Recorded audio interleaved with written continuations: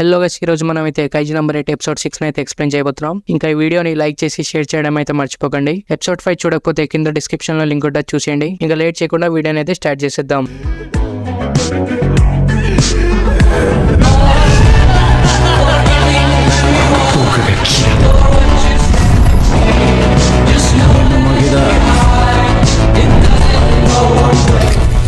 Episode starting లో Meena ఓకునోగితో report అడుగుతుంది. ఇంకా కైజు సగామిహార అనే ఏరియాలో లొకేట్ అవుతుంది. ఇంకా ఆర్మీ ఆఫీసర్స్ అందరూ ఆ ఏరియా నుంచి సిటిజన్స్ ని ఎవాక్యుయేట్ చేస్తూ ఉంటారు. ఇంకా ఆర్మీ ఆఫీసర్స్ కమాండ్ పోస్ట్ నుంచి వీళ్ళకి ఇన్ఫర్మేషన్ పంపిస్తారు. లొకేట్ అయిన కైజు హోంజు లెవెల్ లో ఉంది. హోంజు అండర్ గ్రౌండ్ లో చాలా ఫాస్ట్ గా మూవ్ అవుతూ ఉంటది. కానీ తన బ్రీడింగ్ టైం అయ్యి ఉంటే తను సర్ఫేస్ లోకి వస్తుంది. హోంజు సర్ఫేస్ ఏరియాలోకి రాగానే తన దగ్గర చాలా యోజు డిటెక్ట్ అయ్యాయి. ఇంకా మీనా వీళ్ళందరితో ఆ ఏరియాలో తక్కువ డ్యామేజ్ చేయాలంటే దాన్ని సెంటర్ లోనే చంపాలి. ఇంకా మీనా వీళ్ళందరికీ ఒక స్నైపర్ పాయింట్ చూపిస్తుంది. హోంజుని నేనే డిస్ట్రాయ్ చేస్తాను, మీరందరూ హోంజుని ట్రాప్ చేసి నా స్నైపర్ రేంజ్ లోకి తీసుకురండి. ఇంకా ఈ మిషన్ పేరు సగామిహార న్యూట్రలైజేషన్ ఆపరేషన్. మీ అందరికి బెస్ట్ ఆఫ్ లక్ అని అంటుంది. ఇంకా నెక్స్ట్ సీన్ లో అందరూ లొకేషన్ దగ్గరికి వెళ్తుంటారు. హోషినా వీళ్ళందరితో పాటు ఉంటాడు. ఇంకా కికురు కాఫ్కాని చూసి కైజు నంబర్ 8 అంటే నేను ఇంకా బిలీవ్ చేయట్లేదు, కానీ తిను ఈ మిషన్ లో ఏం చేస్తాడో చూద్దాం అని అంటుంది. ఇంకా చాలా దూరంలో హోంజుని అటాక్ చేయడానికి మిసైల్స్ రెడీగా ఉంటాయి. ఇంకా ఆ ఏరియాలో ఆఫీసర్స్ అందరూ గ్రూప్ గా సెపరేట్ అయిపోతారు. సెక్టర్ ఈ లో హోషినా టీం ఉంటుంది. హోషినా టీమ్ లో కాఫ్కా ఇంకా కికురు ఉంటారు. ఇంకా హోషినా వీళ్ళతో ఆపరేషన్ గురించి ఎక్స్ప్లెయిన్ చేస్తాడు. కెప్టెన్ ఆషిరో యూనిట్ హోంజుని హ్యాండిల్ చేస్తుంది. కానీ ప్రాబ్లం ఏంటంటే ఆ హోంజు చాలా యోజుని క్రియేట్ చేస్తుంది. ఈ ఏరియాలో చాలా ఇంపార్టెంట్ బిల్డింగ్స్ ఇంకా ట్రాన్స్పోర్టేషన్ రూట్స్ ఉన్నాయి. ఇంకా మీ జాబ్ ఈ ఏరియా నుంచి ఒక్క యోజు కూడా ఎస్కేప్ అవ్వనివ్వకూడదు. ఇంకా ఈ జాబ్ లో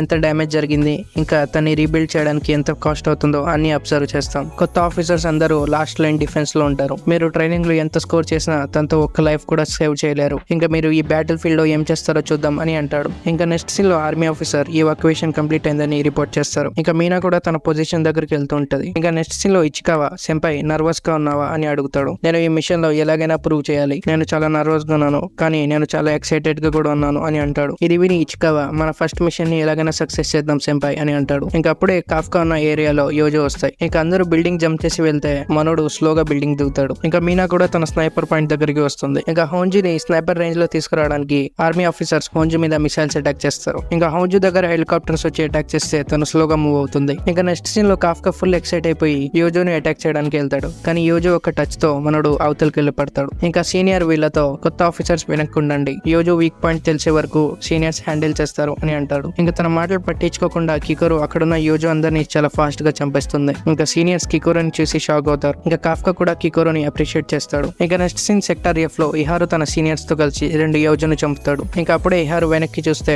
ఇచికావా ఒక మీడియం సైజ్ యోజోని చాలా ఈజీగా చంపేస్తాడు. ఇంకా ఇచికావా ఇహారుతో నేను నా బుల్లెట్స్ చేంజ్ చేసి యోజుని అటాక్ చేస్తాను, నా స్టైల్ కి ఇదే సూట్ అవుతుంది అని అంటాడు. ఇంకా నెక్స్ట్ సీన్ లో ఇచికావా ఇంకా ఇహారు వేరే చోటుకి వెళ్తుంటారు. సెంపై నెక్స్ట్ టైం ట్రాన్స్ఫార్మ్ అవ్వకూడదంటే నేను ఇంకా స్ట్రాంగ్ అవ్వాలి అని అంటాడు. ఇంకా నెక్స్ట్ సీన్ సెక్టార్ జే లో అవో ఇంకా ఇజుమో వాళ్ళ స్ట్రాటజీస్ ని యూజ్ చేసి అక్కడ ఉన్న యోజుని చాలా ఈజీగా చంపుతూ ఉంటారు. ఇంకా వీళ్ళ సీనియర్స్ వీళ్ళని చూసి చాలా షాక్ అవుతారు. అవో ఇంకా ఇజుమో వాళ్ళిద్దరు ఎంతమంది యోజుని చంపగలరు అని ఛాలెంజ్ చేసుకుంటారు. ఇంకా నాకోనషిమా వీళ్ళతో ఈ ఇయర్ జాయిన్ అయిన ఆఫీసర్స్ లాస్ట్ ఇయర్స్ నుంచి యావరేజ్ కాంబాట్ పవర్ ని అన్లీష్ చేశారు. ఇంకా ఎక్కువ కాంబాట్ పవర్ అన్లీష్ చేసిన వాళ్ళని చూసి వీళ్ళు మోటివేట్ అవుతున్నారు అని అంటుంది. ఇంకా సెక్టార్ జే లో అన్ని యోజు క్లియర్ అయిపోతాయి. ఆ రిపోర్ట్ అన్నిటిని కాఫ్కా చూస్తూ ఉంటాడు. ఇచికావా ఇంకా ఇహారు ఫ్రంట్ లైన్ లోకి వెళ్తున్నారని చూస్తాడు. వీళ్ళందరూ చాలా హార్డ్ వర్క్ చేస్తున్నారు, నేను ఏదో ఒకటి చేయాలి అని కాఫ్కా అంటాడు. అప్పుడే యోజు వీక్ పాయింట్స్ ఇంకా దొరకలేదని తన సీనియర్ చెప్పింది గుర్తుకొస్తుంది. ఇంకా కాఫ్కా తన వెనకాల చనిపోయిన యోజుని చెక్ చేయడానికి వెళ్తాడు. ఇంకా కాఫ్కా కాంబాట్ పవర్ 1% అయినా సరే తను యోజు బాడీని చాలా ఈజీగా కట్ చేస్తాడు.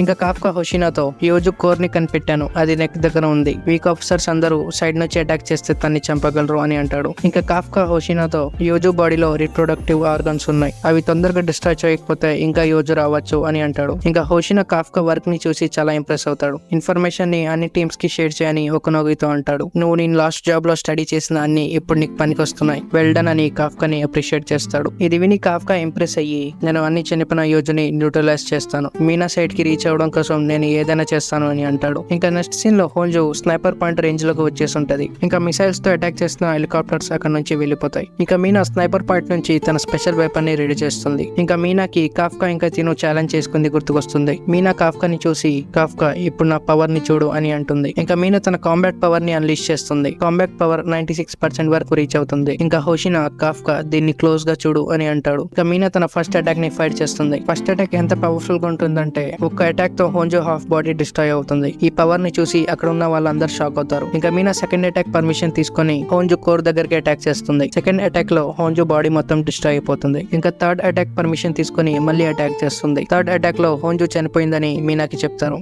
అప్పుడే మీనా ఫోర్త్ అటాక్ కోసం పర్మిషన్ అడుగుతుంది. ఇంకా ఆపరేటర్స్ అందరూ హోంజో చనిపోయిందన్నా సరే మీనా పర్మిషన్ తీసుకుని ఫోర్త్ అటాక్ చేస్తుంది. ఇంకా మీనా పవర్ ని చూసి కాఫ్కా కూడా ఇంప్రెస్ అవుతాడు. ఇంకా హోషినా కాఫ్కా దగ్గరకు వచ్చి, చూసావు కదా తన పవర్ ఎంత ఉందో, నువ్వు తన పక్కన నించోవాలంటే ఆ స్ట్రెంత్ ని మ్యాచ్ అవ్వాలి అని అంటాడు. ఇది విని కాఫ్కా, నువ్వు కూడా అలా చేయగలవా కెప్టెన్ అని అడుగుతాడు. ఇంకా హోషినా కాఫ్కాతో, లేదు చేయలేను, నా combat power long range guns లో తనలాగా మ్యాచ్ అవ్వదు, అందుకే అలాంటి పెద్ద కైజుని నేను చంపలేను అని అంటాడు. అప్పుడే హోషినా వెనుకల ఒక యోజో వస్తుంది. ఇంకా హోషినా ఒక సెకండ్ లో తన 2 కటానా యూజ్ చేసి యోజోని పీసెస్ గా కట్ చేసేస్తాడు. నేను స్మాలర్ ఇంకా మీడియం సైజ్ కైజుని అటాక్ చేయడంలో తనకంటే బెటరే అని అంటాడు. కాఫ్కా హోషినా కటానా స్పీడ్ ని చూసి చాలా షాక్ అవుతాడు. ఇంకా హోషినా కాఫ్కాతో, నా ఫ్యామిలీ చాలా ఇయర్స్ నుంచి కైజు హంటర్స్ లో ఉంది, కటానా యూజ్ చేయడంలో నేను చాలా బెటర్. కెప్టెన్ ఇంకా వైస్ కెప్టెన్ పవర్ఫుల్ మెంబర్స్ కాబట్టి వాళ్ళ ఫైటింగ్ స్టైల్ ని బట్టి వాళ్ళకి స్పెషల్ ఎక్విప్మెంట్ ఇస్తారు అని అంటాడు. ఇంకా మీనా హోంజో చనిపోయిందని హోషినాకి చెప్తుంది. పద వెళ్దాం, రియల్ ఫైట్ ఇప్పుడే స్టార్ట్ అవుతుంది. నేను చెప్పాను కదా మెయిన్ ప్రాబ్లం యోజో అని, హోంజోని అయితే చంపేశాం కానీ దాని లోపల యోజో ఇంకా బతికే ఉన్నాయని అంటాడు. ఇంకా నెక్స్ట్ సీన్ లో థౌజండ్స్ ఆఫ్ యోజో చనిపోయిన హోంజో నుంచి బయటకు వస్తుంటాయి. ఇంకా నెక్స్ట్ సీన్ లో ఒకనోగి హోషినాతో, కొత్త ఆఫీసర్స్ అందరూ అలిసిపోయారు, వాళ్ళ కాంబాట్ పవర్ స్లోగా తగ్గుతుంది అని అంటుంది.